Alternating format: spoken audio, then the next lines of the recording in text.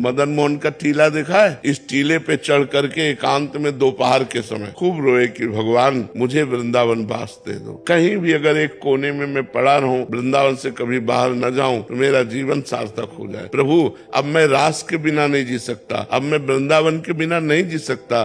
जब खूब रोए, घंटों रोए, और रो करके अब सोचा कि अब चलो काशी चलते हैं। पुनः जैसा हमारा जीवन था, तो जो ही उतरे तो एक छोटी सी इतनी बड़ी लाली गौर वर्ण की हमारा चला पकड़ा। दोपहर का समय था और बस ऐसे घूमने लगी चारों तरफ और बोले थे जाएगो बाबा जाएगो। तो हमारी तो कुछ समझ में नहीं आ रहा था क्योंकि भाव में एकदम उतरे थे। अचला छिनाए से चल दिया। जब आगे चले तो हमारे दिमाग में आया ये लाली क्या कह रही थी, जाएगो बाबा। हम ऊपर सोच के आए कि काशी जाना है, ये क्या, ये लाली क्यों? तब लगा यार श्री जी तो नहीं थी। लौट के आए, हमें लगा कि किसी गोस्वामी की कन्या होगी। तो लौट के आए, वहाँ आसपास पूछा तो बोले यहाँ तो बाबा जी रहते हैं सब, यहाँ तो कोई कन्या है नहीं, लड़की है नहीं। बस हमारे समझ में आ गया कि हमारी लाडली जू हमारे छोर को पकड़ लिया। जिस आश्रम में हम रहते थे उस आश्रम में गए तो पहले से एक संत खड़े थे। उन्होंने कहा बाबा एक महेशानंद गिरी जी संत हैं, आप उनको नहीं जानते, उन्होंने आपको देखा है, वो आपसे मिलना चाहते हैं। क्यों? जब जानते नहीं तो क्यों मिलना? बोले हमें पता नहीं लेकिन आपको बुलाया है। हम गए,